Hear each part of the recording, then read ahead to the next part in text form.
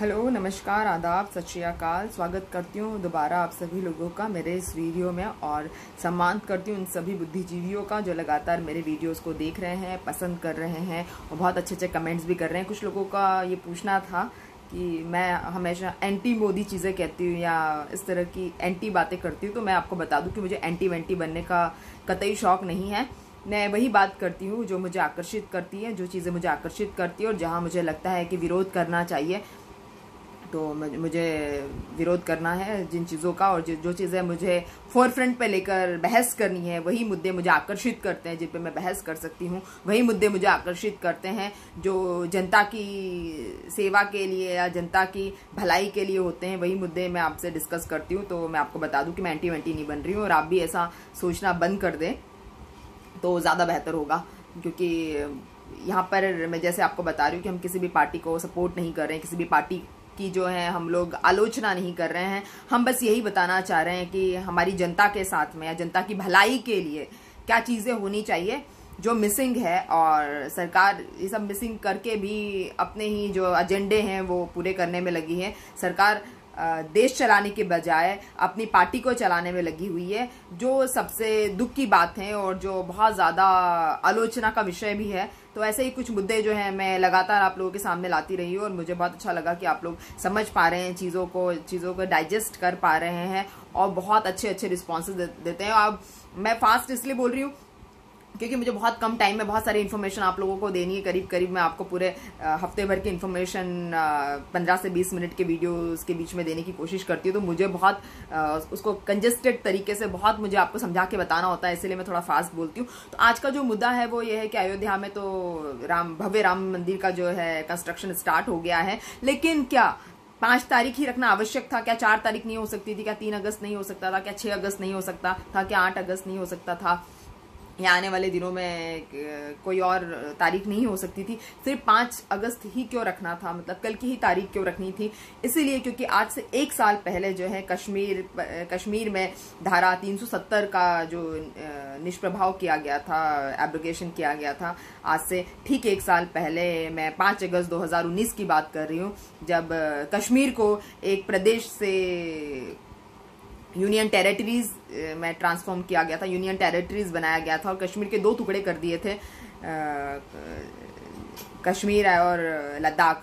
तो 2 टुकड़े कर दिए गए थे। तब से ही कश्मीरियों की हालत जो है बड़ी ही निंदनीय, बड़ी ही दयनीय हम कह सकते हैं, सॉरी फॉर दैट। तो काफ़ी दयनीय हालत जो है कश्मीरी 1 साल से ही लॉकडाउन से जूझ रहे हैं। ना उनके बच्चे पढ़ पा रहे हैं, ना ही वो बिजनेस कर पा रहे हैं, ना घर से बाहर निकल पा रहे हैं, ना सोशल गैदरिंग्स कर पा रहे हैं, चाहकर भी वो नहीं मिल पा रहे हैं आपस में एक दूसरे से। तो इस तरह से कश्मीरियों की जो हालत है बड़ी ही बदतर हो चुकी है। और जो वित्तीय घाटा बताया जा रहा है कश्मीर का, 40,000 करोड़ का वित्तीय घाटा जो है कश्मीर को झेलना पड़ रहा है। कश्मीर के जो सारे आला नेता हैं, जो सारे मेन स्ट्रीम के पॉलिटिशियंस हैं, चाहे वो उमर अब्दुल्ला साहब हो, चाहे वो फारूक अब्दुल्ला साहब हो, चाहे वो शाह फजल हो, चाहे शहाबुद्दीन सोज हो, चाहे मतलब जितने भी, चाहे महबूबा मुफ्ती जी हो और नईम अख्तर साहब हो, जितने भी मेन स्ट्रीम के जो पॉलिटिशियन हैं, चाहे वो नेशनल कांग्रेस के रहे हो, चाहे वो पीडीपी के हो, पीपल्स डेमोक्रेटिक पार्टी के जो पॉलिटिशियन है मेन स्ट्रीम के, सभी को नज़रबंद किया गया है। सभी को जो है एक अस्थायी रूप से और अन्यायिक तरीके से हम बोल सकते हैं कि जहाँ पे, और सुप्रीम कोर्ट से बार बार झूठ बोला जा रहा है कि ऐसा कोई भी जो है इनको घर पे नज़रबंद नहीं रखा गया है। इन पॉलिटिशियंस को एक शहाबुद्दीन सोज करके काफ़ी वरिष्ठ नेता हैं, उनको अपने घर में ही नज़रबंद रखा गया है। और वो कहते हैं कि मैं अपने घर से बाहर निकलने की कोशिश करता हूँ, लेकिन फ़ौरन पुलिस की टीम आ जाती है और फिर मुझे फिर से नज़रबंद कर देती है और मुझे कहीं भी बाहर आने जाने नहीं दिया जाता है और मेरी हालत बहुत ख़राब हो गई है और हमेशा जान का खतरा सताता है उन नेताओं को। और आप जानते हैं जैसे फारूक अब्दुल्ला साहब काफ़ी वरिष्ठ नेता है, जिन्होंने दिल्ली में जंतर मंतर पे जाके जय हिंद का नारा लगाया है काफ़ी बार, और उनको मस्जिद से नमाज पढ़ते हुए इस ईद पे जो है उनको उठा लिया गया था वहाँ से और फिर उनको नज़रबंद रखा गया। उमर अब्दुल्ला साहब तो हालांकि अब बाहर है। तो मैं ये बताना चाह रही हूँ कि सरकार जो है वो अपनी ही रणनीतियाँ बनाने में और अपनी ही रणनीतियों को जो है निभाने में लगी हुई है। क्या कश्मीर हमारे देश का हिस्सा नहीं है? क्या कश्मीर जो है वो संविधान उन पे लागू नहीं होता है? क्या उनके पास में अधिकार नहीं है, संवैधानिक अधिकार उनके पास में नहीं है? इस तरह से क्यों कश्मीर की हालत जो है वो बद से बदतर हो गई है? कश्मीर में जो एंटरप्रेनर्स हैं वो जो है काफ़ी परेशान हैं, बिजनेस तो खोल के बैठ गए हैं लेकिन वो बिजनेस चला नहीं पा रहे हैं, कर्ज में डूबते जा रहे हैं, बच्चे जो है आतंकवाद की तरफ बढ़ रहे हैं, पढ़ाई नहीं कर पा रहे हैं। इतने लॉकडाउन के चलते भी कश्मीर में एक साल में बहुत ज़्यादा हिंसा बढ़ गई है।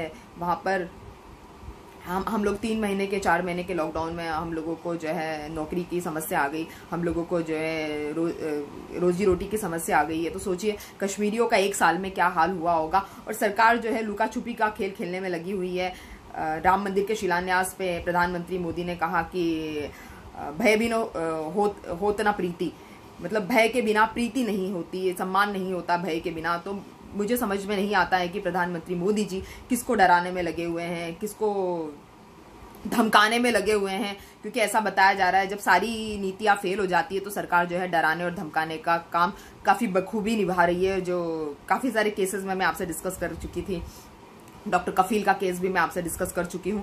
तो काफ़ी सारे केसेस में जो है सरकार डराने धमकाने का काम जो है बड़े अच्छे से बड़ी सफाई के साथ में कर रही है। ऐसा ही कुछ काम जो है कश्मीरियों के साथ में किया गया है और जनता को हमेशा अंधेरे में रखा गया है। और ये लुका छिपी का खेल मोदी सरकार बड़े ही उम्दा तरीके से खेल रही है। अब आप ये मत बोलना कि मैं एंटी मोदी हूँ या एंटी नेशनल हूँ, मैं सिर्फ आपको जानकारी दे रही हूँ और एक जो आपकी आंखों के सामने एक पर्दा है वो पर्दा मैं गिराने की कोशिश कर रही हूँ। इतना ही मेरा काम है और जो मैं बखूबी निभा रही हूँ और निभाना भी चाहिए। तो सरकार लुका छुपी का खेल किस तरह से खेल रही वो मैं आपको बता दूं। चाहे हमारा लॉकडाउन के समय में स्ट्रगल हो, उस पर सरकार ध्यान नहीं दे रही हो, उसके बारे में बात नहीं करना चाह रही। चाहे रोजगार का इशू हो, चाहे हेल्थ का इशू हो, जो भी हमारे स्ट्रगल्स है लॉकडाउन के चलते, जो नौकरियां चली गई है लोगों की, 14-15 करोड़ लोग जो है बेरोजगार हो गए। इसके पहले भी काफ़ी नौकरियां गई थी और GDP जो है माइनस में आ गई। उसके बारे में सरकार बात नहीं करना चाहती है। सरकार बात नहीं करना चाहती है कि जो चीन के विदेश मंत्री है, जो उनका नाम है वांग ई, श्री वांग ई से क्या बातचीत हुई है चीनी विदेश मंत्री से, वो सरकार बात नहीं करना चाहती है। उसके बाद सरकार जो है कश्मीरियों की जो अनप्रेसिडेंटेड जो अभूतपूर्व हालत है उसके बारे में सरकार किसी भी मुद्दे पे कभी भी बात नहीं करना चाहती है। चाहे कोई भी अवसर हो सरकार इससे बात करने पे बचती रहती है। उसके बाद में राफेल की प्राइस के बारे में मेन स्ट्रीम मीडिया में भी कोई बात नहीं है कि राफेल के प्राइस क्या है और 36 राफेल जो आ जाएंगे और 100 राफेल भी अगर आ जाते हैं तो अभी फिलहाल हमें जो 5 राफेल है उनकी प्राइस हमें जानना बहुत ज़रूरी है, जिसके चलते बीजेपी सरकार की काफ़ी निंदा की जाती है विपक्षियों के द्वारा और बीजेपी सरकार को जो है चोर बताया जाता है विपक्षियों के द्वारा। तो राफेल का जो मुद्दा है वो काफ़ी सेंसिटिव मुद्दा है जिसके बारे में कोई बात नहीं हो रही है। उसके बाद में चीनी सेना का जो आक्रमण हुआ है डेप्सोंग में या डोलक गोल्डी में और पैंगोंग सो लेक के पास में या गालवान घाटी के पास में, तो वहाँ पर जो फिंगर 4 से फिंगर 8 तक आ गई है चीनी सेना जो है। उसके बाद में हम लोग गालवान में तो कहते हैं कि LAC से 2 किलोमीटर पीछे हटी है, जो कि 2 किलोमीटर पीछे वो थे, 2 किलोमीटर इधर हम हैं, तो वहाँ पर 2 किलोमीटर हटी है। रक्षा मंत्रालय ने जब बता दिया कि हाँ चीन का जो है घुसपैठ हुआ है और चीनी सेना जो है 8 से 10 किलोमीटर हर जगह पे जो अंदर घुस आई है, तो जो रक्षा मंत्रालय की वेबसाइट पे जिस तरह से कन्फेशन किया था रक्षा मंत्रालय की तरफ सरकार ने, वो जब बहुत सारे जो हमारे मिलिटेंट्स हैं, जो पुराने सेना विशेषज्ञों ने कहा कि हाँ देखिए अब सरकार मानने को तैयार है, हम जो कह रहे थे सच कह रहे थे। तो साथ ही साथ सरकार ने बिना सफाई देते हुए वहाँ से सब कुछ डिलीट करवा दिया और 5 राउंड की बातचीत भी हुई है, ऐसा भी उसमें लिखा था कि 5 राउंड की बातचीत भी हुई है। और जब चीनी सेना अंदर ही नहीं घुसी तो 5 राउंड की बातचीत किससे हुई है ये समझ में नहीं आता है। ये काफ़ी रहस्यमय बातें जो है, सारी रहस्यमय बातें चल रही है। उसके बाद भी सरकार जो है हम अपना इंसानियत का और जो है महानता का परचम लहरा रही है, किस शर्त पे मुझे ये समझ में नहीं आता है। तो राफेल की बात पता नहीं है, जनता के स्ट्रगल्स इनको पता नहीं है, राफेल की प्राइस जनता को पता नहीं, जनता के स्ट्रगल सरकार को पता नहीं है। मतलब काफ़ी ज़्यादा कम्युनिकेशन गैप आ गया है, जनता अपनी रोजी रोटी नहीं चला पा रही है, सरकार जो है बता रही है कि सरकार अच्छी तरह से चला रही है, तो फिर जनता को कब राम राज्य देखने को मिलेगा? राम राज्य के मंदिर का उद्घाटन करने से ही सिर्फ राम राज्य जो है ये सरकार, बीजेपी सरकार जो है समझ रही है। तो ऐसी ही कुछ बातें हैं कश्मीर के बारे में जो मैं आप लोगों से डिस्कस करने वाली हूँ कि कश्मीर जो है बहुत बहुत बहुत बहुत बहुत बुरी हालत का सामना कर रहा है। और कश्मीर को सिर्फ हम एक भौगोलिक टुकड़ा मानते हैं और एक बहुत खूबसूरत टुकड़ा मानते हैं, मगर कश्मीर के लोगों की परेशानियाँ जो है हमारी समझ के बाहर है, क्योंकि काफ़ी उनको मेंटल लेवल पे बहुत उनको ट्रॉमा झेलना पड़ रहा है जब से 370 हटी है। सरकार पूरी तरह से जो है केंद्रीकरण करना चाहती है, पूरी तरह से वश में करना चाहती है। कश्मीरी कोई भी नेता, कोई भी मुस्लिम कश्मीरी नेता, चाहे मुफ्ती महबूबा मुफ्ती जी हो, चाहे उमर अब्दुल्ला साहब हो, किसी को भी जो है सरकार है सीएम, किसी भी मुस्लिम पर्सनालिटी को सीएम के रूप में सरकार नहीं देखना चाहती है। यही शायद इसीलिए ये बीजेपी सरकार या मोदी सरकार जो है सब कुछ अपने हाथ में रखना चाहती है। और इसी तरह से जो नईम अख्तर साहब है, उन्होंने बताया कि जो पीडीपी पार्टी के वरिष्ठ प्रवक्ता है पीपल्स डेमोक्रेटिक पार्टी के, तो उन्होंने बताया कि हमने बीजेपी सरकार के साथ में सरकार बना के हम बहुत पछता रहे, हमारा बहुत ही बड़ा जो है ये बहुत ही बड़ा ब्लंडर हमने किया है बीजेपी सरकार के साथ में मिलकर सरकार बनाने का। तो इस तरह की बातें जो है सामने आ रही है। सेंट्रल गवर्नमेंट ने जो है कश्मीर का स्पेस भी छीन लिया है, कश्मीर की लिबर्टी भी छीन ली है, और जो अपने आप में एक मानवीय व्यवहार है, जो एक इंसान से इंसान की तरफ जो है इस तरह का अमानवीय व्यवहार जो है वो असहनीय है। तो आप समझिए कि एक सरकार का एक पूरे के पूरे इतने खूबसूरत प्रदेश की तरफ जो इस तरह का अमानवीय व्यवहार कैसे मान्य किया जाएगा या कैसे सहा जाएगा। लेकिन फिर भी कश्मीरी जो है सहन कर रहे हैं। उमर अब्दुल्ला साहब का एक कोट है जो उन्होंने द इंडियन एक्सप्रेस में शायद मैंने कहीं पढ़ा था कि BJP can celebrate its first anniversary of abrogation मतलब वही जो उन्होंने 370 हटाया कि BJP government can celebrate its 1 year anniversary of abrogation, but here while Kashmir leaders can't meet his father's lawn. मतलब जो हम अपने पेरेंट्स के घर भी नहीं जा सकते, हम हमारे मतलब जहाँ भी हम लोकल लाइट है वहाँ भी नहीं जा सकते। तो इस तरह का जो लॉकडाउन, इस तरह की सिचुएशन जो है कश्मीर में है, कश्मीरी इस तरह की परेशानियों का सामना कर रहे हैं। वो कुछ कह नहीं रहे हैं, ना स्टोन पेल्टिंग कर रहे हैं, लेकिन हाँ डेफिनेटली वहाँ पर पृथकतावादी सोच को बढ़ावा दिया जा रहा है। पृथकतावादी सोच का मतलब है कि जिसमें भारत को भारत नहीं माना जाता, भारत को एक अखंड भारत नहीं माना जाता, वो पृथकतावादी सोच है। आतंकवादी सोच को बढ़ावा दिया जा रहा है। ऐसा करके अगर इस तरह से वरिष्ठ नेता और एक बुजुर्ग नेता अगर घर में ही नजरबंद हो जाएंगे तो आप बताइए पृथकतावादी सोच और आतंकवादी सोच नहीं बढ़ेगी तो फिर क्या बढ़ेगा।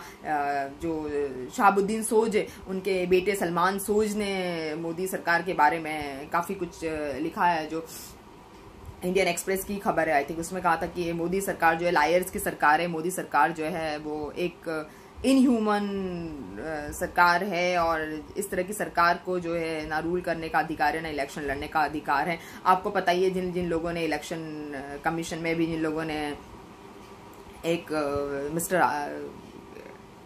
आलोक अस्थाना है आई थिंक, उनका मैं नाम शायद सही याद रख रही हूँ, तो उन्होंने भी मोदी सरकार के खिलाफ जो है कुछ सवाल उठाए थे जिनका मेरे ख्याल से अब ट्रांसफ़र कर दिया गया है।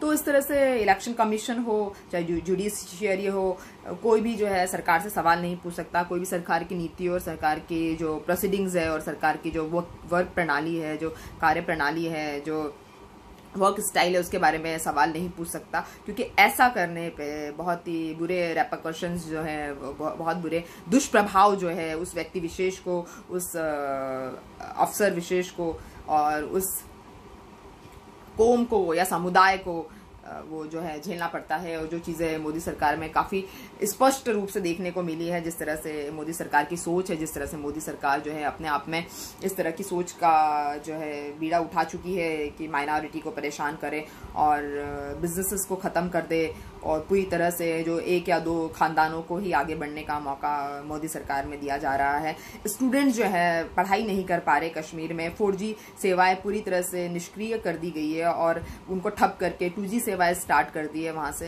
ताकि बच्चे स्कूल स्कूल से ऑनलाइन एजुकेशन भी ना ले पाए। जैसे लॉकडाउन में हमारे यहाँ पे बच्चे जो है, हमारे दूसरे प्रदेशों में बच्चे जो है स्कूल से ऑनलाइन 4G के सहारे स्कूल से ऑनलाइन एजुकेशन ले रहे हैं, वीडियो में उनकी पढ़ाई हो रही है, लेकिन कश्मीर में बच्चे वो भी नहीं कर पा रहे हैं। और जिन किसी भी वर्किंग प्रोफेशनल्स को वर्क फ्रॉम होम करना है पिछले 1 साल से कश्मीर में, वो करीब 10,000 से भी ऊपर उनको जो है बिल चुकाना पड़ रहा है, इंटरनेट का बिल चुकाना पड़ रहा है। वो दे रहे हैं क्योंकि उनको घर से काम करना है, उनके पास में दूसरा कोई रास्ता नहीं है। और इस तरह से शाह फैसल है और उमर अब्दुल्ला, फारूक अब्दुल्ला, सभी जो है वरिष्ठ नेता है, महबूबा मुफ्ती जी है, सारे जो वरिष्ठ नेता जो है वो नज़रबंद है। वो भी अपनी आवाज़ उठा के सामने नहीं आ पा रहे हैं क्योंकि वो मजबूर है। अगर वो आवाज़ उठाएंगे तो मेरे ख्याल से वो जीवित नहीं रह पाएंगे। ऐसा कहीं ना कहीं डर जो है उनके अंदर बैठा दिया है। पूरे टाइम उनके पीछे पुलिस के जो सिपाही है वो लगे रहते हैं, कहीं भी उनको मीडिया के सामने नहीं आने दिया जाता है। बात करते ही उनको